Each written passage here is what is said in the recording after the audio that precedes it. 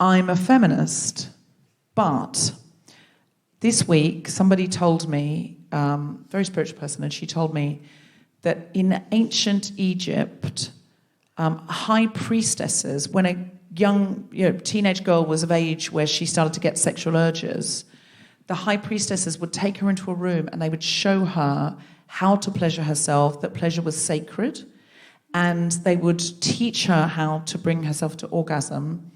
And her mother would be present, her grandmother would be present, and it would be seen as something really, really sacred, and that women would pass on to each other. And I'm a feminist, but I think we should bring it back. I'm all for it. I just think, isn't that great? No. Can you imagine? Okay. My mum would be like, Fatiha, you're doing it wrong. Honestly, I used to make bread when I was 6, and she would stand by me and I'd be making it because I had older brothers and sisters and I wanted to be like them. So they'd be making bread. I was born here and raised here, but like we just had the culture and tradition continued, and I'm grateful for it. We'd be making bread, and if I got it wrong, she'd like pinch me on my arm, bruv. And my little, like my hand like that. Like, so can you imagine that if I got that wrong? Or can you imagine if you're doing it wrong, she goes, get out the way, I'll do it. Okay. I'm a feminist, but I did think I don't want my mum and my gran there. But some like spiritual high priestesses, that would be good, wouldn't it? Is anyone with me on this? That high priestesses teach girls how to pleasure themselves, because I think girls know often, and it takes ages to learn. No, I cannot believe... Do you know, I think men should have that. That's what I think. Well, that's my next time a feminist, but you do one first. Oh, no, that's like, I just think men should have... It should be a GCSE. You know? This is where it is. Oh. Don't be... you know when you... Like, their own or No, girls? you, with a female. Because they're always like... I'm like, that's wrong. You need to do it here. And they're like, no, I'm doing... No, you clearly fucking don't, bruv. Do you know what I'm saying? And then it gets into a row, innit? And then I'm like, get the fuck out of here. You ain't having no couscous tonight.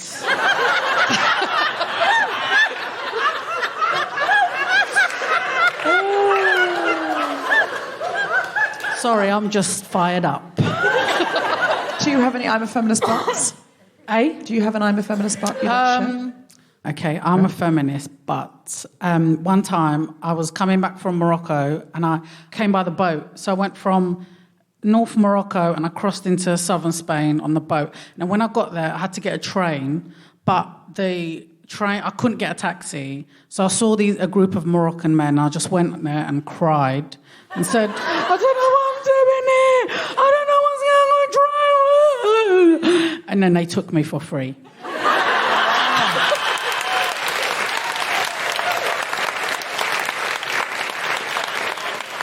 An occasional strategic tear didn't do anyone any harm. Yeah. Absolutely.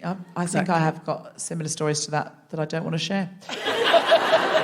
I'm a feminist, but the high priestesses apparently of ancient Egypt also used to bring boys in when they got of age to teach them their own pleasure and the pleasure of women. They didn't teach the women the pleasure of men because I think they just thought that was covered by patriarchy. But they did teach the boys, and I was thinking about that deeply. That's it. No, I was thinking about it. I was thinking, obviously, that would be illegal now for women to call themselves high priestesses, whether they were or not, and take a 40... I mean, obviously, there's very good reasons for why you must not do that, and that is illegal.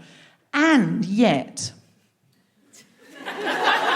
I think there is something, if it's done as if it's safe, like, don't do it. Definitely don't do it. But can we all not see that as society, an ancient society that says this is important and this should be out in the open and this should be taught, and obviously some of those boys might have been gay and not wanted to know, like, you know. So it's problematic, don't get me wrong, for high priestesses to say to a 14-year-old boy, we got something to show you, and then show that boy that. I get that. That's problematic. Don't do it. But there's something wonderful about a society that says pleasure is normal, pleasure is sacred, pleasure's divine, pleasure's wonderful, and you'll be fumbling around on your own for years unless someone shows you. Do you know what I'm saying? Yeah, I agree. I think your GCSE idea is better than mine. Yeah. High priestess idea, probably. But in GCSE, why is there nothing about pleasure? I mean, they'll do erections, won't they, in biology probably. But they'll cover erections, but they will not cover pleasure. Like, they won't sort of talk about those kinds of things. And maybe they are more now. Anyway, I'm a feminist, but ancient Egypt. It had some good things. Like, they worshipped cats and they understood pleasure. And I think probably I would have got on quite well with Cleopatra. I'm a feminist, but I think perhaps I am Cleopatra reincarnated. Live from King's Place in London, the Spontaneity Shop presents the Guilty Feminist with me, the house's wife, guest host, Fatiha El-Ghorri, and our very special guest, Jaz O'Hara and Hiba, talking about World Refugee Day.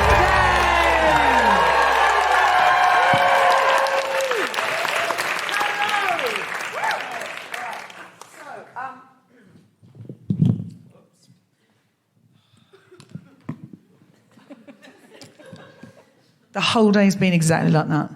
I had a very... you can hear my voice is going because I'm a bit overworked. That's not your problem. You've paid for your ticket. However, when we came in, we had technical difficulties. That's why you've been hanging around for so long. So presumably you're all drunk. I hope so, because the more you drink, the funnier I am. And on top of the technical difficulties, which meant for the first... We just couldn't record it. And obviously doing a podcast you can't record is a downer. So we don't have enough episodes. We've got to keep the episodes up, you know. Like, we've got to keep the episodes up. You understand the pressure of keeping the episodes up. You do. You're wearing one of our T-shirts. You understand the pressure of keeping the episodes up. It's you particularly. I don't want to disappoint. You've bought the T-shirt to disappoint you with no episodes on Monday. So we had to fix the technical difficulties, and I didn't even know if I was going to be able to heard everything. And then, so very excitingly, I've got a brand new co-host tonight. Do you know Fatiha? Yeah, she's really brilliant, and she's all over the telly and everything, so I was like, massive coup. And it is a massive coup to get Fatiha, and I've never worked with her before, so I'm very excited, and I thought, you know, we'll be backstage together for about an hour to get our banter ready. I don't know her. Her agent sent her to the King's Palace Chinese takeaway in Welling. So she's then at a Chinese takeaway in Welling going, oh, I thought the Guilty Feminist was a bigger deal than this. And I asked her on Instagram would she like to do it. And she said, oh my God, I'm such a fan of the show, blah, blah, blah. I'd love to do it. I'm so flattered you've asked. I'm like, well, I'm very flattered you'll do it, blah, blah, blah, because she's getting a lot of telly, you know. And I'm a really big fan of hers. She's like, well, I'm a big fan of yours, big fan of yours, big fan of yours, big fan of yours, big fan of yours. She's at a Chinese takeaway in South London. Anyway, so she's jumped in a cab, then said, oh, well, the driver says we're not going to be there till 8:30. So our show's meant to start at 7:30. I'll be honest with you, I rang Alison Spittle because she lives in Camden, and she's one of my best regulars. I was like, Alison, tell me you're in Camden. She said, I'm in Ireland. I said, doesn't fucking help me, Alison, does it? Doesn't help me. All these years of friendship, Alison, all these years of you doing the Guilty Feminist and being a regular, doesn't help me you being in Cork or wherever you are. Canal man. God bless Alison, and she is the hero that would have swooped in. At this point, Tom said, well, look, don't worry because you can't even go on anyway because the technicals aren't worked out. You have got a few minutes to figure out who you're going to do this with. And he said, you could just do it alone. I said, I can't do it alone, and I'll tell you why I can't do it alone. The only other time that someone hasn't shown... And to be fair, that person told me, like, the night before, but it felt a bit late to be ringing other comedians and going, hey, do you want to do a gig? Felt like they would know that they were... You know, it just... I just was like, I just thought I can do this on mine because what we were going to do is the idea was a town hall where we tried to figure out a problem, but it was quite a dark, like hard subject, basically. And because I didn't have a comedian at the top with me doing that, I thought it was fine. I'll just go straight. I'll just do it on mine. I'll do a bit of comedy on my own, and then we'll bring the people in and we'll discuss things. And there were some people in the audience that night it was at So Theatre, and at So Theatre people have come for comedy. So it sort of was on the website a bit, but it wasn't enough that, to be fair to people who've brought their mates to see some funny feminist comedy. And then we were talking about a very difficult subject. And so they wrote and went, hey, we thought we'd coming for a comedy show, and it was this very difficult show. And, there wasn't another comedian there. And I said, no, well, they dropped out. But I completely understand, and I feel for you, because if you told your friends, I love the show, it's so funny, I'm from the spot, lol, lol, lol, lol, stand-up comedy, it's hilarious. And sometimes they talk to some really interesting guests, they might change your gear, and then you come along and the whole thing is sort of a deep analysis of violence against women. You do, and your friends are looking at you like, that's not what you promised. And you're in the basement of Soho Theatre, which is pretty much exclusively a comedy venue. I could see, we were just piloting it because we thought then we'd do it in a more suitable, like Shoreditch Town Hall or something. But we were just piloting the idea. And I said, oh, no, I completely understand it. I take your point. And a lot of people really enjoyed that show and they came up and they said they did. But I felt like that was a valid response. You've come out for something and you've got something else. So I said to those people, I'd love to offer you tickets for another night. And that night is tonight. And it's Refugee Week. So Tom said, brilliant, Rachel, who books, I guess, brilliant. So we're going to be talking about refugee voices. And Tom said, we'll just go out and do something on your own and then we'll do Refugee Week. I was like, I can't do that to those people. Because they're going to think it's personal. They're going to think I've deliberately done it to them. Because Fatiha's an incredibly funny comic. So I was like, they're going to have a great time tonight because we're going to do some over spots. She's going to do some really funny stand-up. It's going to be really funny. It's going to be really funny. It's going to be funny. And then we will change the gears respectfully. But our guests for Refugee Week are really brilliant and funny anyway. But I just thought, this is going to look pointed. So what I said I'd do is come out and do this. Hopefully you found this funny. Hopefully you found this funny. If you have come here specifically because you found another show spectacularly unfunny, and it was not advertised as spectacularly unfunny, hopefully this part already you're thinking, well, this isn't proven than last time.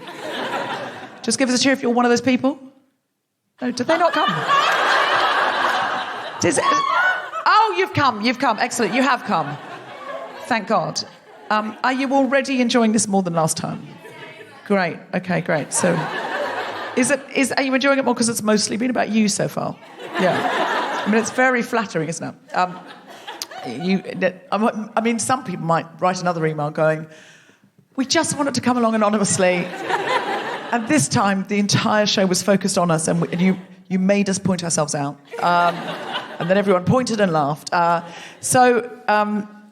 I thought we could do, so as not to waste more time, and because you want to get home at a reasonable hour. Does anyone have a hard out tonight? Who's got a trainer or a babysitter? Just give us a cheer. Yeah. You have. Okay. All right. We'll do our best. But if you do need to leave before we're fully done, I'll give you tickets for another night. I don't know. Eventually, my whole audience is just going to be pissed off people from other nights going, this better be fucking better. Just the whole audience will be from a series of previous inadequate nights. So, it's just, Tom backstage said, this show seems cursed, do you want to cancel it and we can put it on another night? I was like, no, I'm here, the guests are here, it's Refugee Week. You can't just make Refugee Week 6 weeks from now, you can't do that. These good people have come out, they've schlepped to King's Place. Some people, just give us a cheer if you've booked a babysitter. Nobody. Parents don't come out, do they, really? They've left them home alone. Oh, okay, all right. No need. Well, how old are they? Someone's laughing hollowly, like they're 6 and 8, but they're too short to reach the phone. So good luck complaining about me. Give us a cheer if you've schlepped from somewhere. If you feel like this was a bit of a journey, give us a cheer. Okay, who's come from where? Just guess, where have you come from? Epsom. Well, I've said that as if I can't believe it's a place. I realise now. But that's not London, is it? That's Essex. Surrey. I'm so sorry. No, I'm not. I'm sorry. Now I'm sorry to Essex. I'm sorry. So you've come from Surrey? Anyone come from further than Surrey? Leeds. You've come from Leeds, especially for the show. Lincoln, especially for the show. Yeah. Oh, I'm glad. Where? Dublin, not especially for the show. Oh, fuck. Because Alison Spittle is there. So this is a fuck up. Tom, people have come from Leeds and Dublin for this show. Glad we didn't cancel. Melbourne, you did not. Sorry? Not just for the show. Someone came from Belgium, darling. I'm glad we didn't cancel. How pissed off would you be if you'd come from Belgium and they just went, we can't really get the recording working. We're not going to do it. Can you imagine how pissed off you'd be? Imagine how many tickets I would owe. And then I'd have to also pay for flights from Belgium again. Or I'd probably have to go to Belgium to do a show. Oh, thank God we did it. Tom, can you hear me? Do you understand how close we... I mean, I said we can't cancel the show. People are already in the building. I don't think you can cancel the show, people in the building. But Tom was trying to be kind to me because he said, I understand, the pressures of entertaining. And he was trying to sort of say, look, if you really... And I was like, no. And actually, the best way to get me to say, no, I will bravely push forward is to say, you don't have to do this. If he'd said, well, you have to fucking do the show, there's no getting out of it, I would have been like, why? It's reverse psychology. He knows me well. Anyway, now everything's fine because Fatty is almost here. I've got brilliant guests. The recording's working. You never saw the panic. All you've seen is me glide out looking like everything's fine. You didn't get to see the panic. And unfortunately, as I haven't mentioned it, you'll never know. You'll never, ever know. Just give us a cheer if you think you've got a feminist job, and it could be paid or voluntary. Give us a cheer. Great. Give us a cheer if you think you've got an unfeminist job, paid or voluntary. Presumably that one's paid. No one does an unfeminist job voluntarily, do they? Not what some people do, but not the ones that come here. Give us a cheer if you think your job is neither feminist nor unfeminist. Give us a cheer if you don't have a job. Excellent. And you sound happy about that as well. Are you thrilled? Are you a student? Yeah. Excellent. Look how happy she is. So happy. She's just like, I haven't started yet. The thing is, you haven't started yet. It's all ahead of you. What are you studying? I'm doing A-level. You're doing A-levels? What are you doing for A-levels? Chemistry. You're doing just chemistry A-levels? No, RE as well. And chemistry and RE? Yeah. She's going to build a Frankenstein. You just know it. Yes, I know it's Frankenstein's monster. Whatever. Okay, people who say they've got the feminist job, just give us a cheer if you think you might be a candidate for the most feminist job in the room. Yes, come on, confidence. Loads of people went, yeah, I've got a feminist job, and now I've said most feminist job in the room. People have gone, by no means. You don't know what the other jobs are. You don't know what the metric is. So someone has said they think they've got the most. So let's start there. What's yours? I don't want to impose a gender on you. What? Can I ask what your gender is? I'm auditor. You're an auditor? Yes. Is that a gender now? Because listen, I've come off Twitter for a while. It could be. You're an auditor. You're a cis man. You're a cis male auditor. And yet, when I said who's got the most feminist job in the room, the only person with the confidence to go woo. I'm going to ask what you're counting, and it better be something incredibly feminist. Are you, in fact, counting patriarchies or feminists? It better be one of those. What do you count? What do you audit? Medical devices, actually. It's not feminist. Medical devices. Well, they could be feminist. What do they do? Well, mostly work with women in industry. So, yeah. Okay, so you're a cis man who counts medical devices. Was there a reason? Did you think I was looking at you, or did you just... No, did you misunderstand the question? Yes, okay. All right. Listen, I don't want less confidence for you, sir. I want more confidence for us. I have no desire to take your confidence away. And who else reckons they got the most feminist job? And now the bar's there, I think people are encouraged, aren't they? People are encouraged. And you've done us a great favour, because sometimes people start with too high a bar and everyone else is too shy to say anything. But what we've done there is we've got a lovely, solid, low bar. Anybody else? Yes? What's yours? I'm a mental health nurse. Mental health nurse. Are you working for the NHS? Yeah. Wow, I'd say that's pretty feminist. Anyone else got anything that they think no one wants to say after a mental health nurse, do they now? Yes? What's yours? So I work in international development. International development. But? Consulting firms that specifically But specifically, gender equality and social inclusion. Okay, great. Who do you do that for? NGOs. So you go in and you go, I'd like to consult about the development of equality for programs. And you run programs. Where do you do that? You go around the world doing that. Amazing. You don't. Oh, you don't go around the world. You make other people go around the world. They're already in their part of the world. You just you phone that part of the world and go, I found someone who lives next door to you. You should hire them. And then you set it up. You set up the program. Sort of. Is that the top line? You help them. Making a program to make progress. Specifically with gender and other kinds of inclusion. Very, very, very exciting. Anybody else reckon they've got a very feminist job? Yes, what's yours?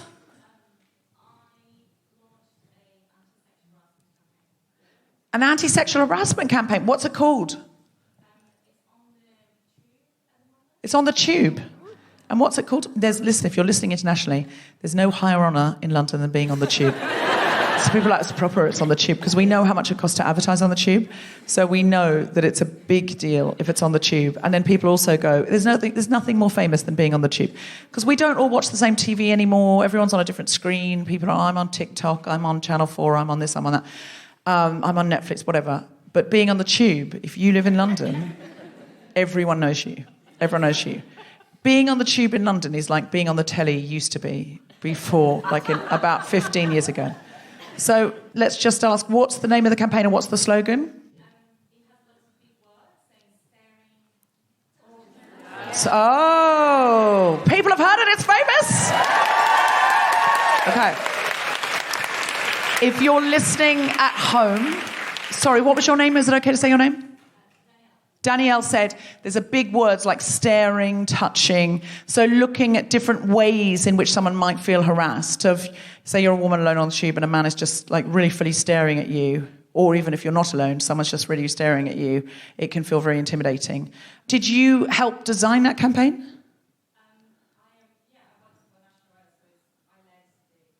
You led the creative on that campaign. And everybody loves it. And it's very... Oh. We should get you on the Guilty Feminist to talk about that campaign, I think. Yeah, okay. So, Danielle, can we get in touch with you to talk about that campaign? Because I think that would be really good. And, like, what the thinking behind it was. And do you know, has it had any impact? Yes. So, since we launched it in August. Are fewer men staring is what I'm asking.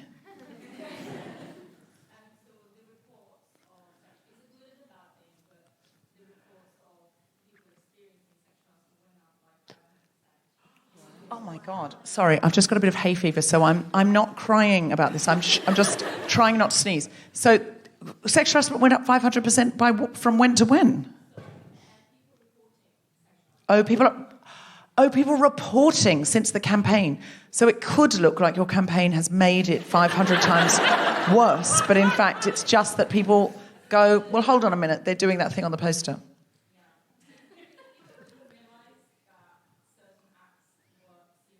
Ah.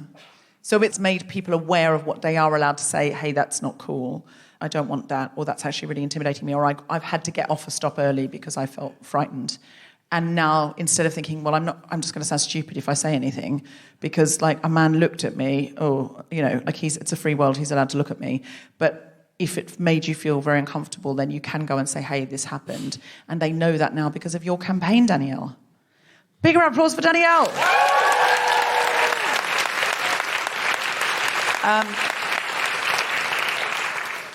Does anyone think they've got the least feminist job?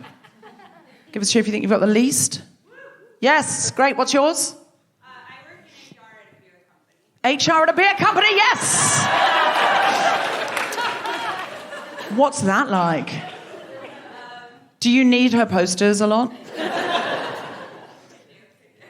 Is it a very male-dominated environment? Yeah. Not to project stuff onto beer, but let's be honest. It's very much an old boys club. It's an old boys club, but you're in HR, so could you not hire fewer old boys?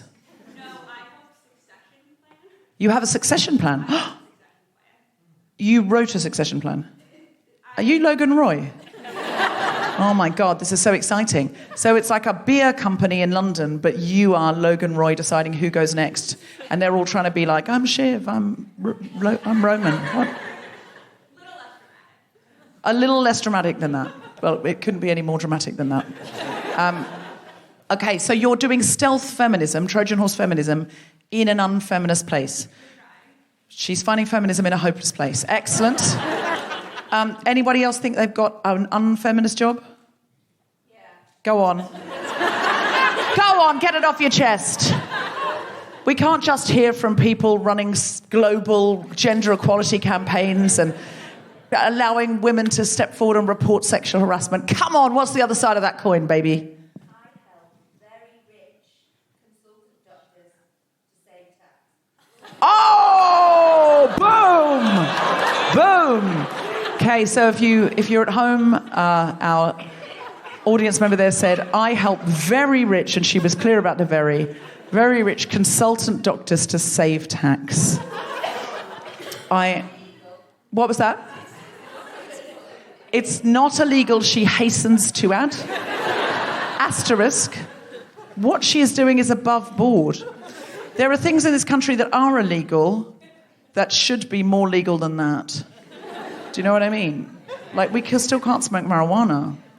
But what we can do is get up every single day and help a rich private doctor to be that little bit richer, take a little bit of money away from a school. Yeah, no. Does it pain you to do that? Or do you just go, look, this is just my job. It's how my life has gone. Do you do anything to carbon offset the feminism there?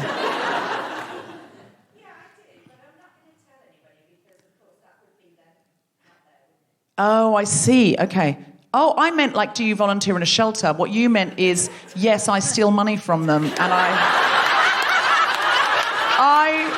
I genuinely just meant, you know, if you got a job like that, sometimes you just think, oh, fuck those guys, I'm going to do something pro bono for the NHS.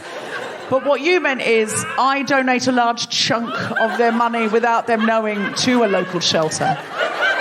Amazing work, amazing work. Feminism comes in unlikely places. Sometimes you can do the most feminism in an unfeminist place. That's what we're saying. That's what we're saying. Okay, it's 8:15, so Fatih is not going to be here yet. So what we thought we could do is, usually what we do is we start with some banter, some stand-up comedy, then we gear change and bring out the guests. So if the guests have something more serious or, you know, dimensional to say, we top load it with comedy. So you laughed at, you think, well, we've had a lot of comedy for our money now, and then we're like, no, we need to hear about something genuinely feminist, right?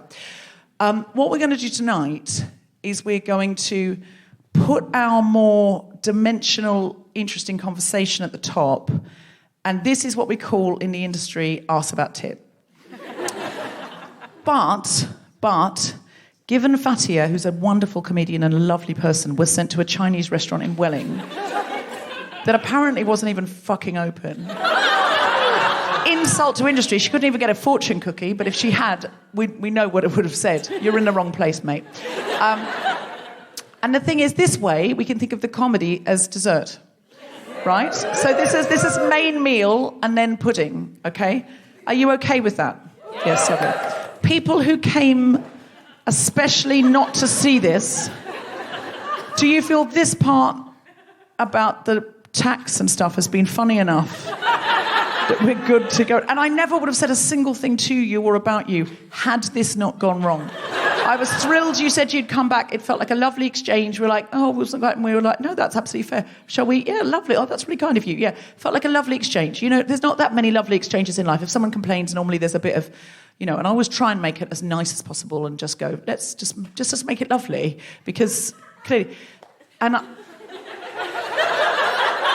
so I just, you know, and I just said, well, come and say hi afterwards at the bar. It'd be lovely. It'd be lovely. It will all be lovely, I said. It'd be lovely. It'd be lovely. Is it lovely? Lovely, thank you. Oh. Okay. All right.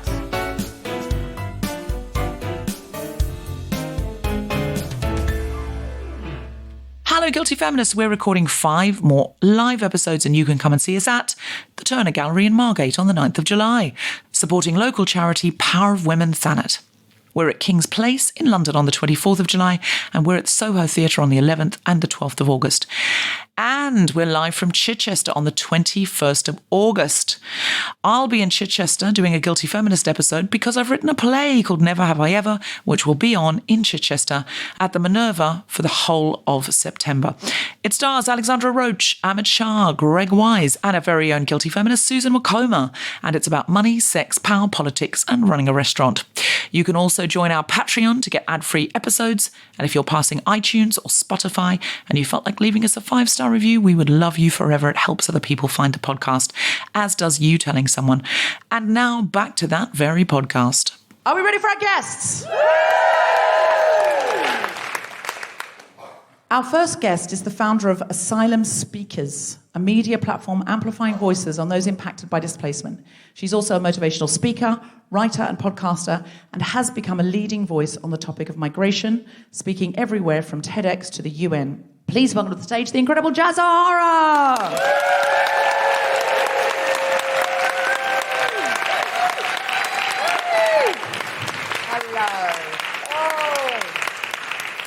Jaz is joined by the first openly trans filmmaker from Pakistan. Now living in London and seeking asylum in the UK, she uses her powerful voice and her work to amplify the voices of the LGBTQ plus community and those with lived experience of displacement. Please welcome to the stage, Hiba!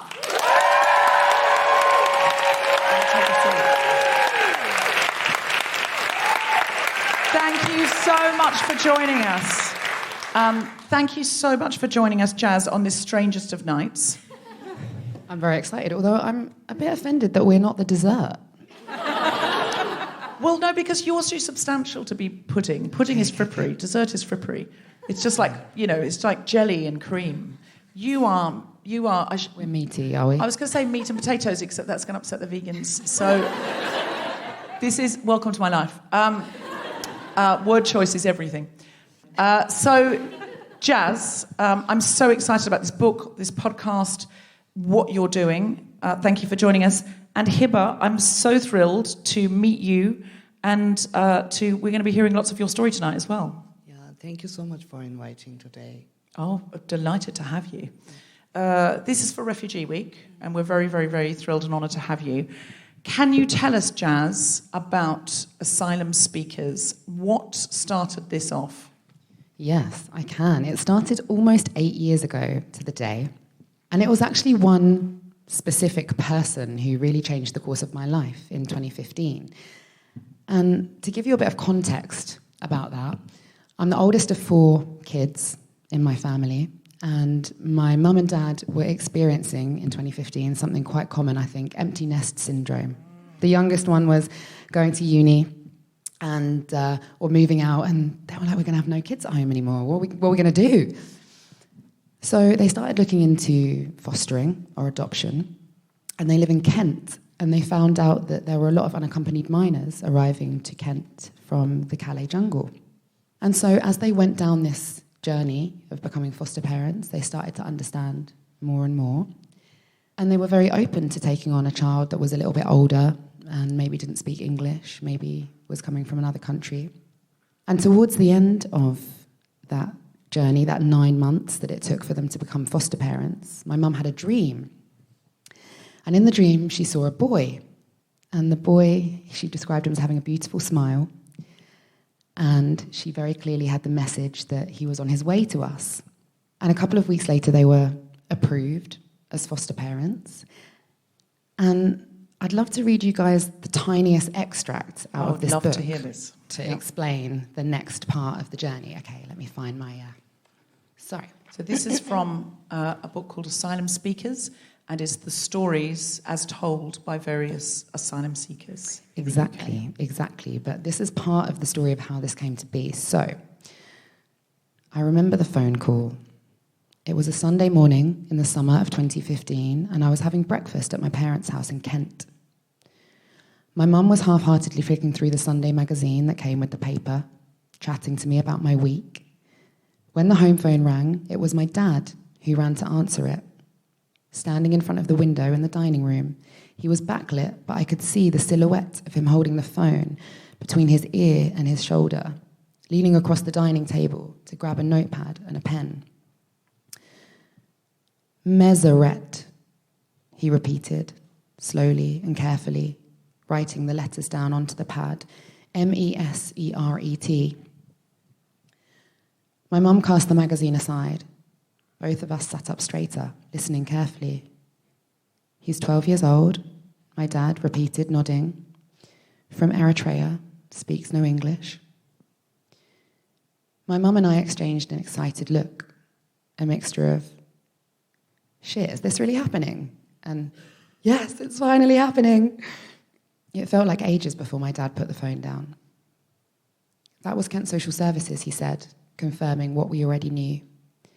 They found a boy at the Folkestone Eurotunnel terminal. He had been hiding underneath the train. He's from Eritrea, seems healthy apart from a knee injury, and he's probably very hungry and tired. What do you guys think? He said, looking directly at my mum. That's him. She said, that's him. And so that summer, Mez became my little brother, and he's the first of 4 foster brothers that I now have from Eritrea, Sudan, Afghanistan, and Libya. So there's 8 of us now, 4 plus 4, and all the boys still live at home, and I'm living there at the moment. It's a madhouse. The stories I've got for you guys, honestly. But he changed the course of my life and all of our lives, and he opened my eyes to an issue that I knew very little about at the time. And since then, I started working in Calais, and my work went on to expand to, I quit my job. I couldn't focus on anything else but what was unfolding there at the time. And I worked in Greece, I worked in Turkey, and I met lots of amazing people over the years. I started a podcast called Asylum Speakers to amplify these stories. And as of yesterday, they are now published in this book. Wonderful.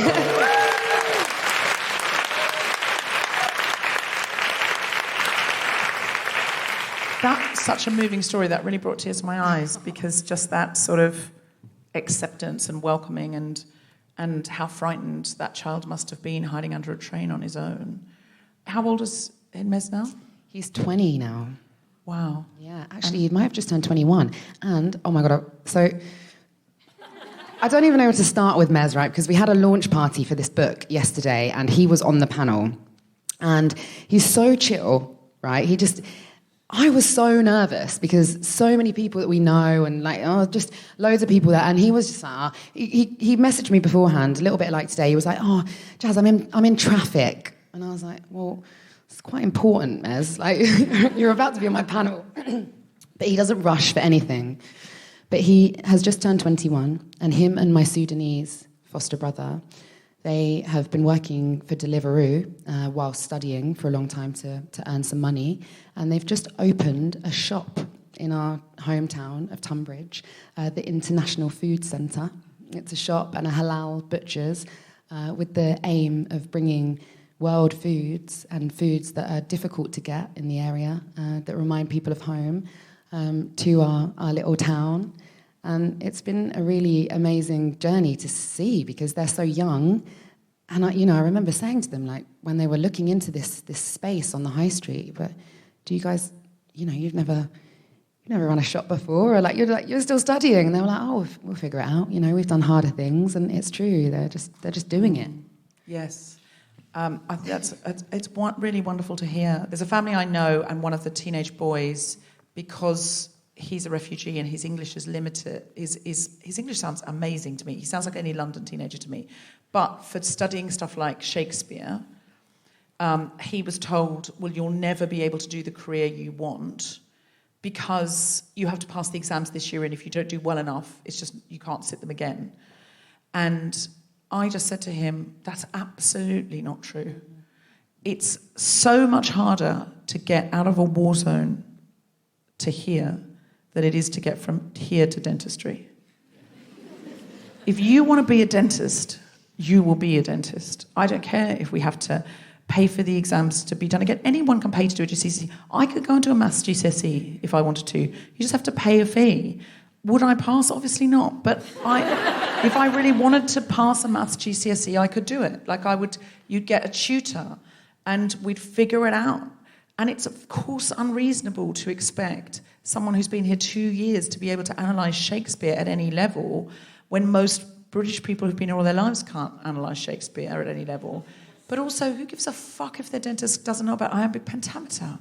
Like, this is ridiculous. And I was like, no, there are ways around this. And I went online, and there are specific dentistry scholarships for refugees and things like that. And I just think that limitation, I was like, we will make it happen. If that's what you really, really want, we will make that happen. And I just think that attitude, often I think, if you've got through such hardships, like the asylum speakers in your book, you end up thinking, well, I can do anything then, and it can make you extremely bold. Not always, not for everyone. Some people, the experience can be so harsh, it can be crushing. Mm-hmm. But it's not an uncommon thing for refugees to go, well, while I'm studying, I'll start a shop of international foods. And, why not? Let's get this done. Let's have a go at it. What are some remarkable stories in the book that you would like people to read? Oh, I mean, there was only supposed to be 30. But there's 31 because I keep meeting people, and I only met Hiba after I'd submitted the manuscript for this book. Otherwise, she would definitely also have been in it. So it's very difficult to choose. There might be some people that you know in this book. Has anyone seen the film The Swimmers on Netflix? So Yusra and Sarah Mardini, those sisters, are in the book. Sarah's been on the show. Love that. Sarah's a good friend of mine and an amazing, obviously, that story very much is close to my heart. Do you guys know the story? Does everyone know the story? It's about 2 young Syrian women who were professional swimmers, and their dinghy, they were in a dinghy with other refugees, and the motor broke, and so they got out and swam with the dinghy and saved everybody's lives. And of course, some very traumatic things have happened to Sarah since, especially. But their story is so inspirational. You just think, where does that come from? But sometimes it comes from, we don't have any other choice, And to go back to what you were just saying about that attitude, I met a young guy called Shakali from Afghanistan in a camp in Greece, and he had one leg after a car bomb in Afghanistan. And he said to me a quote that I've written in the book here. He said, "Possible is easy for me. I'm not looking for the possible. I'm looking for the impossible now." Uh-huh. Yeah, really great. Yeah. But I think of all the stories, the first one is Mez's story. Mm-hmm. And that one is really, I guess, profound and close to home. And that's what has felt quite vulnerable in the last few days as this book goes out into the world, is sharing these parts of our family and how we've all grown as a result of him joining it and the 3 other boys, and how our perspectives have expanded, and it's been a really wonderful experience for all of us. How much does Mez feel like your brother now? Same as my other 2, really, very much so. And it was yesterday what made me cry is he pointed out my mum in the audience, and he said something about his foster family, and then he said, I don't really like calling them my foster family, they're just my family. And listening to him speak, and he's very keen to share his story. He loves to talk about Eritrea and also to educate on the journey that he took. Because when he started our local comprehensive school in year 9, people would ask him where he was from, and he said Eritrea. And I'll be honest, before I met Mez, I didn't know anything about Eritrea and what was happening there until he kind of made me aware of the fact that there's compulsory military service for lifelong military service for everybody. So many terrifying stories come out of Eritrea. Yeah, and also very few don't. There's more foreign journalists in jail in Eritrea than anyone else in the world. And so he really opened my eyes, and for him, it's also been important to share those stories in schools. He went back to his school after he'd left to tell the story of how he got there once he spoke English and once he'd left. And he wanted to make it easier for people who were arriving to his school with a similar background of displacement in the future to integrate. Because for him to get to this place of safety where he could go to school and go home and not have to worry about survival like everybody else at his school. He'd had to cross the Sahara Desert, he'd had to cross the Mediterranean Sea, and all of us know from recent news what that could look like. And Mez's boat also capsized. He lived in the Calais jungle and he hid underneath the Eurotunnel train to get to the UK. And it's important for him that the students in his school and beyond, we give lots of talks in schools together, do have more education about this, because lots of us and lots of children especially have never maybe met somebody with a background of displacement firsthand. And when you do, it certainly changed my life. I think it's these personal stories and these connections that change the idea of a refugee or asylum seeker or an immigrant into a person, a brother or a sister or a mother or a father or a son or a daughter. And you're having now asylum speakers go into schools. You said that you have a goal on this. What's your goal?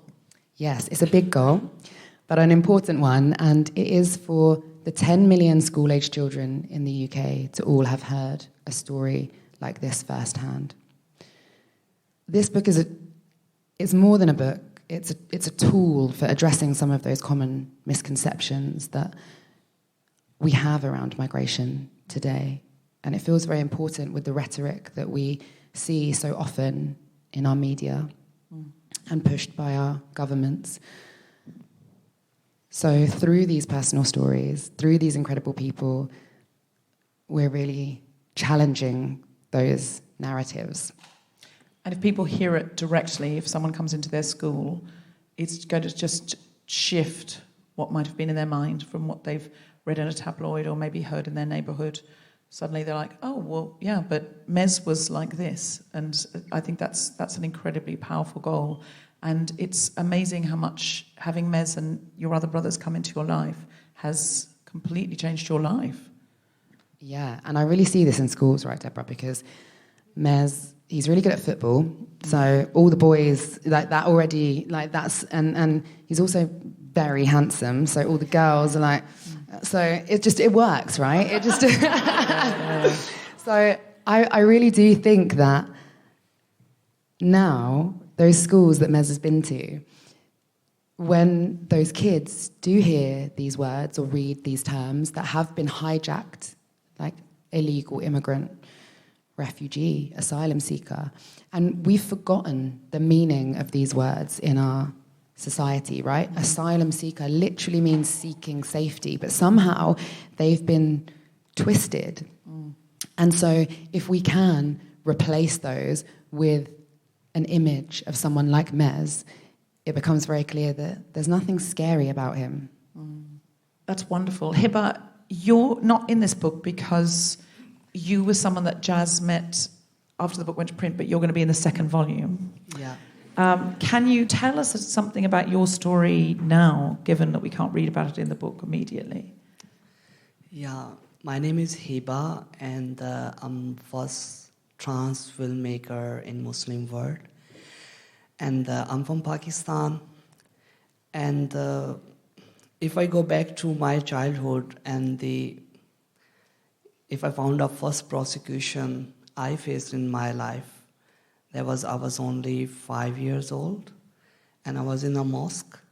My parents sent me to the mosque to read Holy Book, and I was beaten by this mosque teacher because who I am, because I was sat in the wrong side, because I sat with the female row.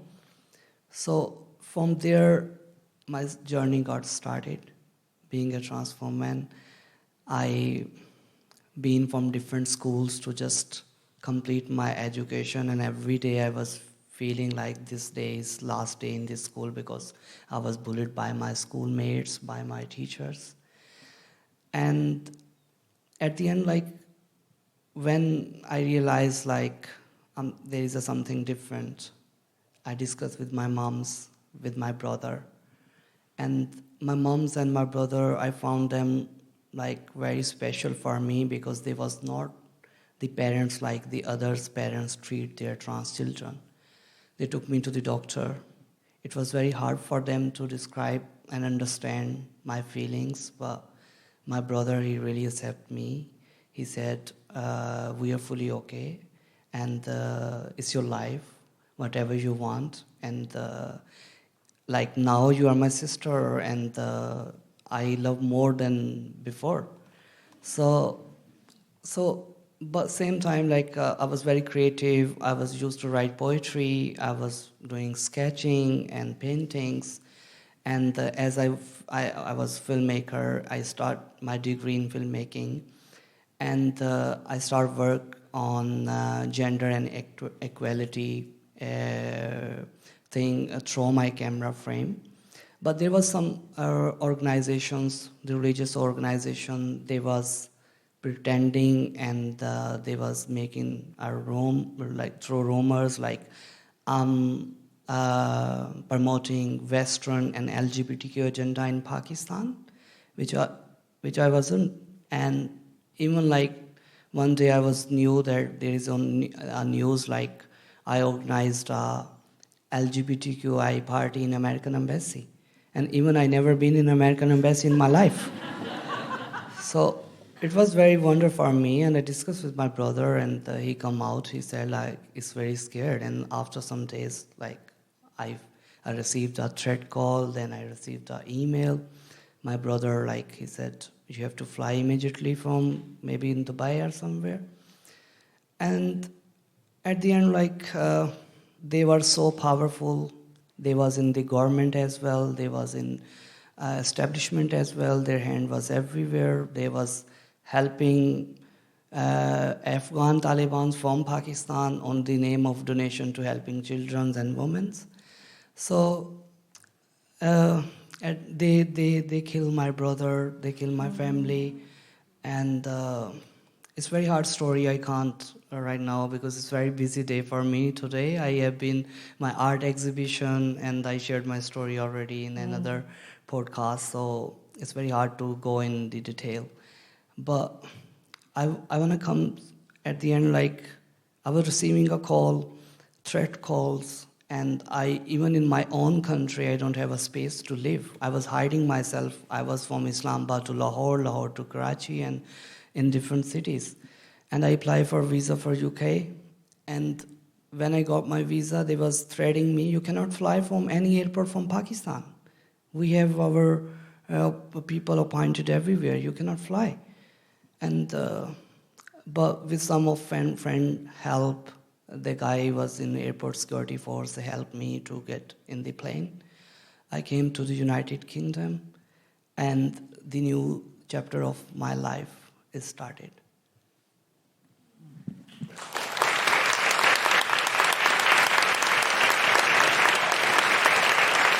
Tell us about your art exhibition, Hiba. Oh yeah, so it's the art exhibition was in Autograph Gallery. So I used to make sketch and paintings. So this is about hostilized environment, being asylum seeker in UK, and through my sketching and paintings, because it's very hard, like being a asylum seeker and being a LGBTQ person, living in mixed environment and living on £6 for 3 meals, which is very hard. So that awareness through my sketch. And where can we see that? Is it the Autograph Gallery? Yeah, it's in Autograph Gallery. In the Autograph Gallery. Do you have anything online people can look at? I don't think so, like they put it online, yeah. Okay, so if people want to see it, go to the Autograph Gallery. But as you build a profile and there's more work to be shared, please get in touch and we can share it on our socials and maybe have you back if you have another exhibition that you want to talk about. Yeah. Because we'd love to see it. And we can put in the show notes where the Autograph Gallery is and where people can go. Yeah. So this audience knows, how long is the exhibition on for? It's going to be, because it's a refugee week, so it's going to be for 3 days. Oh, for 3 days. Oh, okay. Yeah. So this audience can go, but maybe the podcast audience who listen at home can't. Yeah. So where is the autograph gallery? What's the closest tube? Do you know? Yeah, it's very near to Old Street Station. Old Street Station. Yeah, So the it's, autograph gallery at Old Street Station. Yeah. It's on for 3 days. So does anyone work around there, or can anyone get there in the next 3 days? Yeah. Yay! Go and see it. Tell the people that you saw it on The Guilty Feminist and you saw Hiba speak. And post about it as well. Hiba, we really, really wish you well with your asylum seeker claim. We really, really hope that, and I'm sure that they will, give you indefinite leave to remain. And if there's anything we can help you with, if you're living on £6 a day, if there's anything we can help you with, presumably you're not allowed to work, so you can't sell paintings at the moment. Yeah, it's a very hard thing. Like, I'm allowed to work on specific job occupation. Oh, you are? But my field is not in that list. And I cannot work as a care worker. Is there anything you came to say that you didn't get to say that you would like to say? Yeah.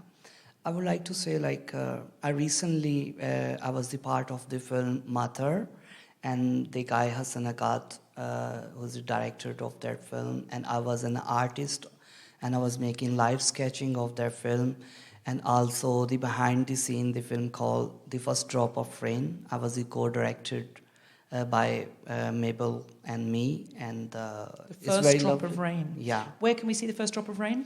It's Water Bear is online platform. So an online platform called Water Bear. Yeah. Check it out. It's called The First Drop of Rain. Yeah. And it's a short film that you co-directed. Yeah. And I'm also the part of the film as an artist. So you're in the film as an artist as well. Yeah. And you're also in Hassan Akkad's film. Yeah. What was that film called? Mother. Matter, that's right. Yeah. Okay. So Tom, cut that out. I knew it was called something. I couldn't remember what it was. Obviously, I knew it was called something. That seems obvious. But say that again, because I think Hassan listens to this show. And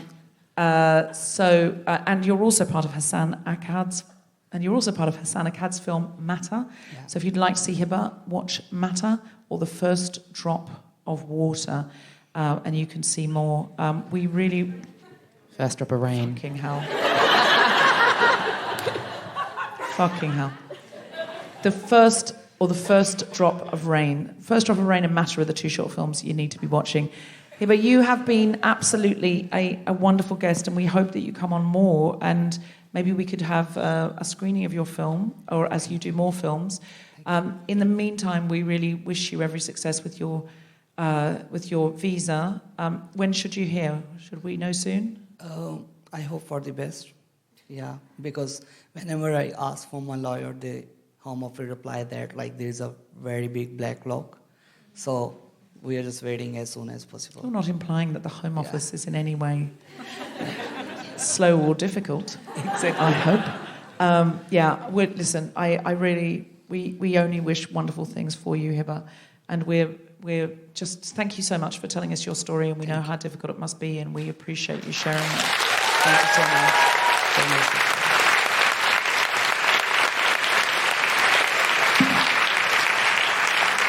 Jaz O'Hara, where can we get Asylum Speakers, the book, and or listen to the podcast?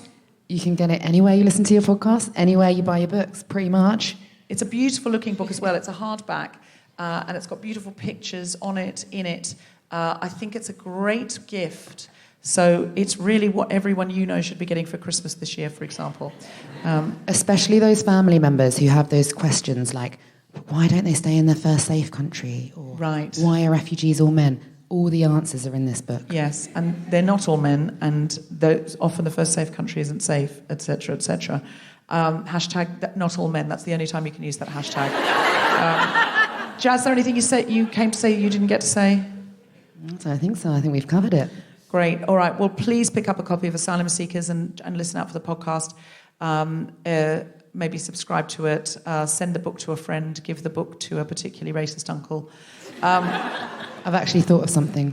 Yes. The most recent episode of Asylum Speakers podcast, Hiba shares her full story. Oh, wonderful. It's especially for Pride Month, and it's a very, very powerful account of what happened to you in Pakistan, Hiba, and I was very grateful to you for sharing it. So if you do want to hear more, that's a good place to listen. Excellent. Big round of applause for Jaz O'Hara and Hiba.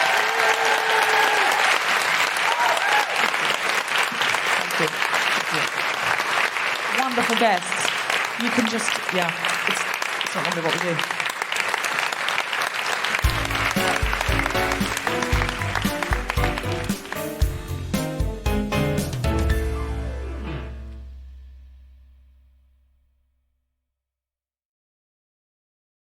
Would you like to meet our co-host for this evening?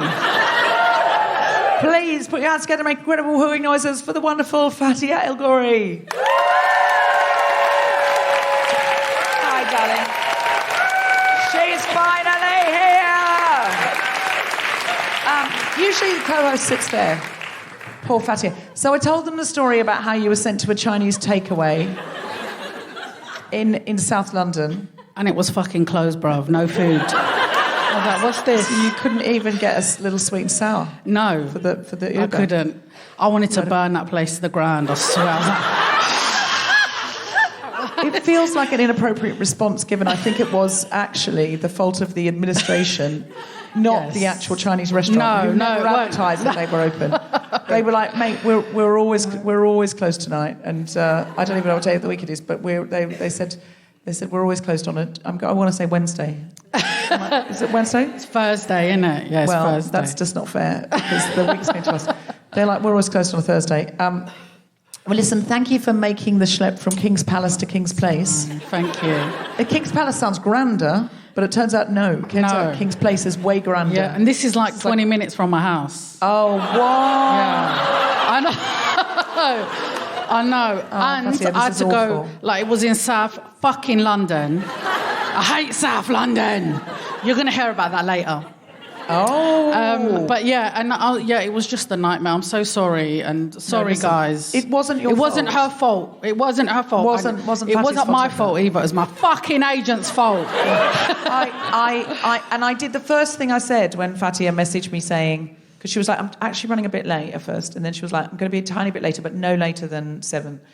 And then 7:10, I was like, are you nearby? And then she went, the next message I got was, I'm in South London. And I was like, why? And then she said, gone to the wrong place. And I did say, the first thing I said is don't panic, because in those situations, you're just thinking, well, everything's, and it seems so much bigger than it is, but there's always a way of resolving it. And here's the way.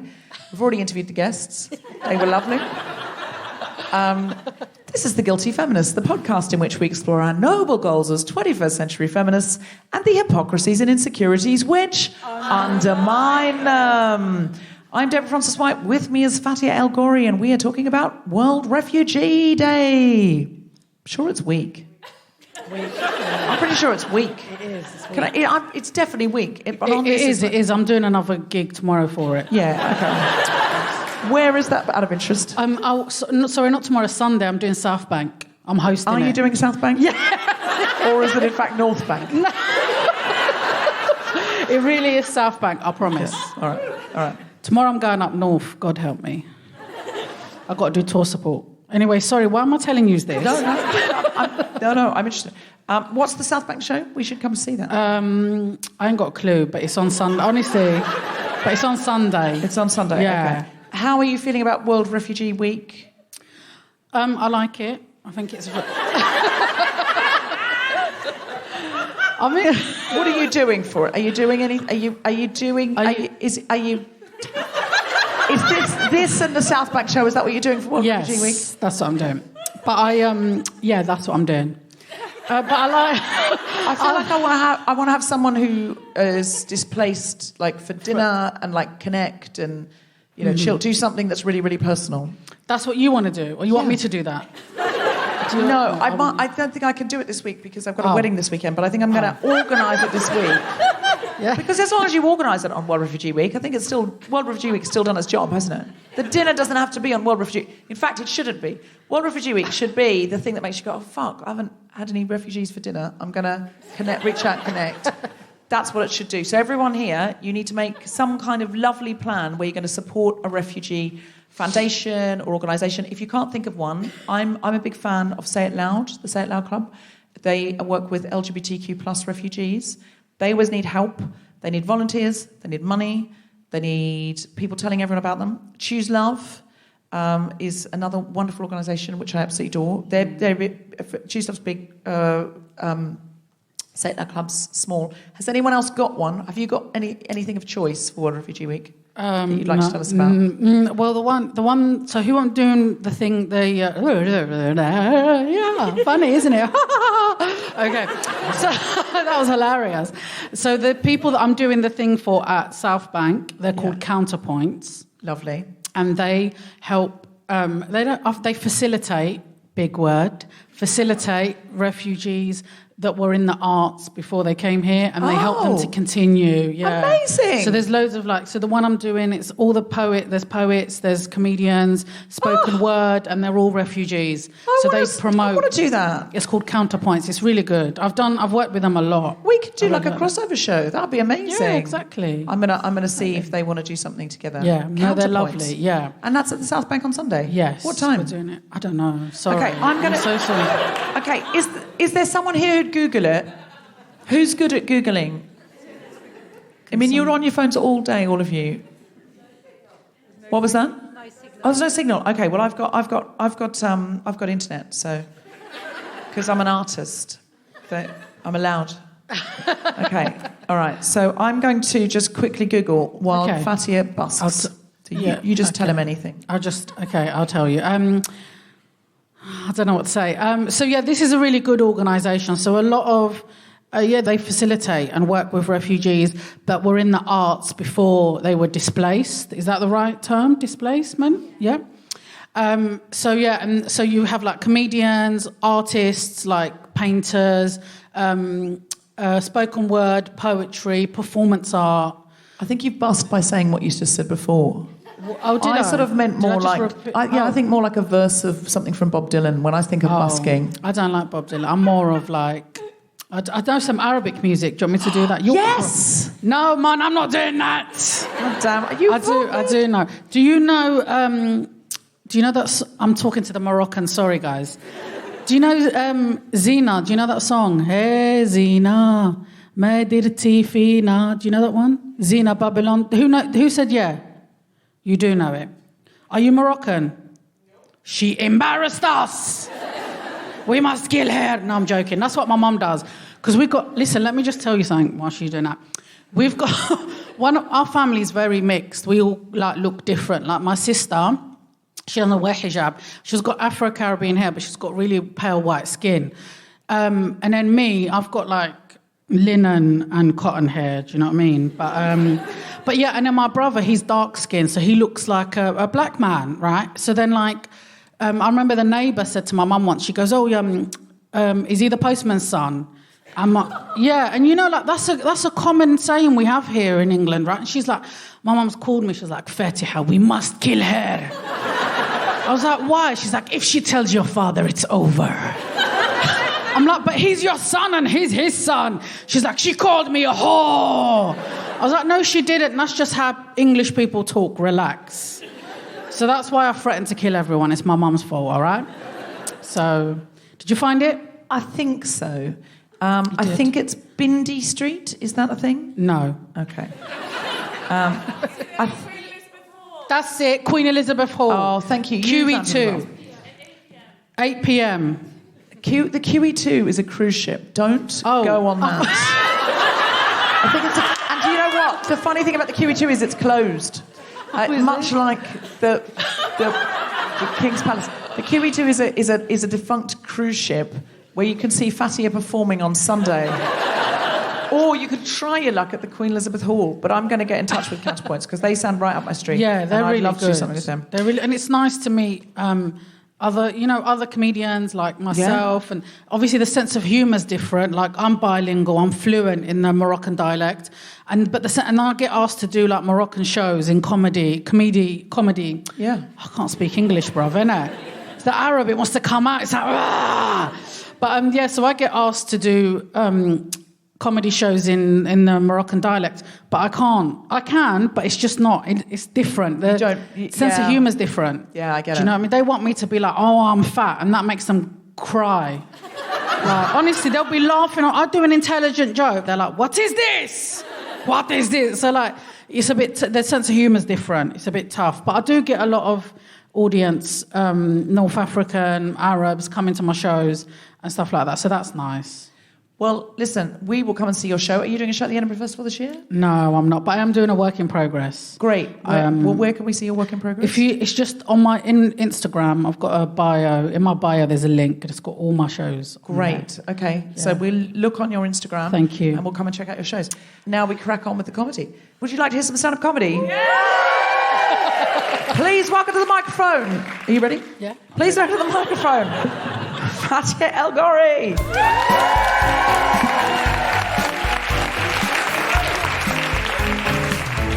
So, Salaam alaikum. Thank you for coming to the New to Islam meeting, guys. Thank you. So, as Deborah said, my name is Fatiha El-Ghorri, but my surname's got a H in it. It's a silent H, but a lot of people pronounce it, so they always call me El-Ghorri. And I come from the deep, deep Middle East of Hackney. Do I have any Hackney people in? And you know it, bruv. I'm also North African. Do we have any North Africans or Arabs? That was just for you, bruv. Just for. Where are you from? Sorry, what is your heritage? Oh, she's my cousin. Sorry, guys. I told my fucking family not to turn up, innit? But they have to turn up. They have to come. So yeah, I'm Moroccan. Has anybody ever been Morocco? Has anybody been Ladbroke Grove? You've also been to Morocco. There's loads of us there. And speaking of loads of us, like I've got a massive family. I've got 5 brothers and 7 sisters, right? I know, it's like Arabian Netflix and chill in my house, isn't it? So my brothers, I've got Mohammed, Rashid, Idris, Mustafa, Abdul Salam. That's my first brother's name. And my oldest brother, he lives in Paris, France, and like me and my mum go and visit him like regularly. But they're always so rude to us at passport control, you know. Like I don't know why, you know what I'm saying, but. But they're so rude. And all the police in France have guns. So as they're checking our luggage, they'll call a police officer over. I hope no one's recording me. You're not recording me, are you, Habibti? You know, because my mum don't know I'm here, innit? So don't record me. You'll get me in trouble. She does know I'm here. I'm joking. Yeah, she does. Honestly, she calls me. She's like, Fatiha, where are you? I'm like, Mum, I'm just coming back from a gig. She's like, you mean the laughing? I'm like, no, it's a gig. It's a gig, Mum. That's what she does. I'm just digressing here, but one time she fell out with my sister. They had a bit of an argument. She was telling me stuff about something my sister said, and I got pissed off. And I goes, tell her to piss off. I've had enough of her shit. And my mum was like, I will never tell her to piss in the off. Like, you know, all that cuts the words up, you know. So, yeah. So anyway, all the police in France have guns, yeah? So, like, they call over a police officer, like, to try to intimidate us. And then, like, he comes over and he starts, like, cocking his gun and that, yeah? And my mum turns around to me in Arabic and she's like, Fatiha, tell him, we are Muslim, we are not scared of death.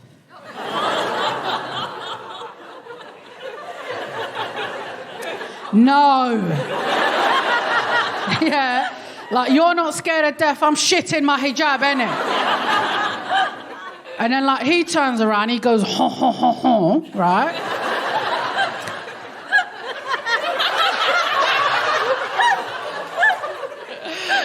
He's like, what did she say? And I'm like, oh, viva la France. Honestly. And sometimes I go on my own and they're like, we're going to have to frisk you. And I go, all right. And then they get a woman and then like she starts at the top. And like as she gets to the bottom, I'm like, woo! She's like, are you okay? I'm like, I'm okay, but you owe me a dowry now, innit? Innit? We've got to go halves on my mortgage. Like when they search you, this is the maximum amount of touch they're supposed to have. My girl, she was kneading bread, innit? I was like, this ain't Bake Off and you ain't Paul Hollywood. Fuck off, bruv. Get out. So another thing about me, I'm 42 years old. I don't look it, innit? See what happens when you pray 5 times a day. I'll be doing conversions in the break. Don't tell her. If anybody's interested. So when I was like 20, I think, yeah, but in my 20s, I said to my mum, I goes, oh, listen, I want to get married, like, sort it out. And efficient. And she was like, Fatiha, you will never, ever, ever get married, because I'm a Mafi bitch, innit? Proper Mafi. So then I waited like 10 years, and then I got married, and I got divorced, and I got married again, and I got divorced again. And the moral of the story is never challenge me. So I'm single and ready to halal mingle. Do we have any single people in? Yeah. What's the matter with you? Do you not have any cousins? I'll sort you out. So Muslims have dating apps, right? So like, Tinder, and we got Minder. I know it's original, isn't it? And I get a message from this guy, right? And his screen name was Bilal Big Bollocks. I know. It's falling in love, isn't it? It's lovely. Isn't it? And he goes to me, I'm looking for a woman that's good in the kitchen and good in the bedroom. And I was like, bruv, I'm a beast in the bedroom. You can't handle me. I can sleep 12 hours straight. But the worst screen name I ever see was the Persian Insurgent. I know. I wish I was joking. This is proper my life, bruv. I swear down. Like, honestly. Anyway, I'm vegetarian now, but... And he goes to me, are those your real pictures? And I was like, no. I just followed a fat girl for 5 months, took loads of pictures of her, and then uploaded them on a dating app, you prick! These guys. Okay, so listen, I think my time's up now, isn't it? Or not? Is it not? Can I go? Oh, bruv, I got an hour. Anyway, don't worry about it. So I'll carry on, yeah? Okay, I'll do for you. Yeah, sure, why not? I'm just checking the time, because you got to check the time, yeah? Because if you run over, they get pissed off in the back, innit? And then they call you a bitch, yeah? Innocent, and then I punch them in the fucking face. And then they call the old Bill, and the old Bill turns up. I'm like, sorry, I don't speak English. Just to be clear, King's Place have never punched anyone for running over or called anyone a bitch. I just need... It's a very, very fancy art centre. It's true. They're the most they do, because I've run over here a lot, so I know what they do. Oh. It's just some mildly passive-aggressive looks. And yeah, that to you. Occasionally a comment on... That's to her, innit? Or if I just go like this to them, they cry.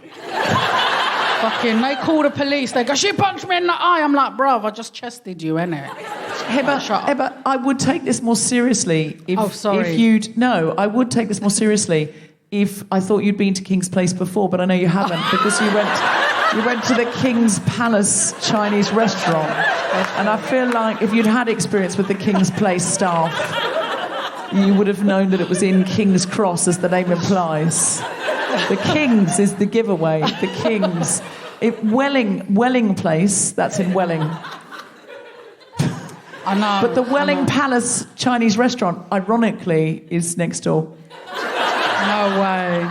You see, it's the food, innit? I just follow the food. Do you know what I'm saying? I'd do anything for food. I'm doing this for food, do you know what I'm saying?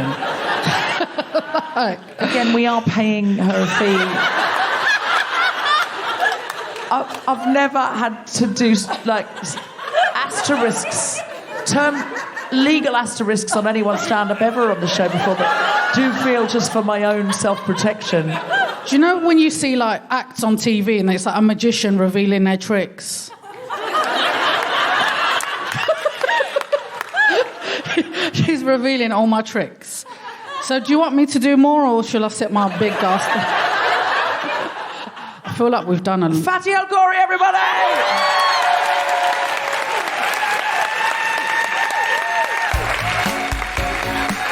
You have been listening to The Guilty Feminist with me, Deborah Francis.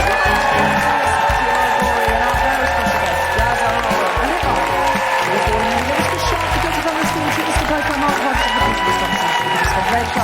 Thanks to Rachel Craftman, Jim Decio.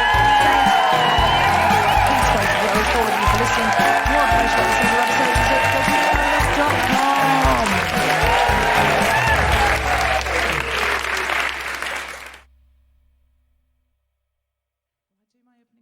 Yeah. I'll just say this part. Does anyone not know this show, by the way? Has anyone never heard the podcast? What, sorry? Yeah. Okay. Does anyone not know the podcast, by the way? Just give us a cheer. Yeah, it's not like this normally. Okay. Normally I do an introduction and say what the podcast is about. It's about feminism and it's funny. Okay, that's it. I'll say that later. All right. The Guilty Feminist is provided exclusively from Acast. Find it wherever you get your podcasts.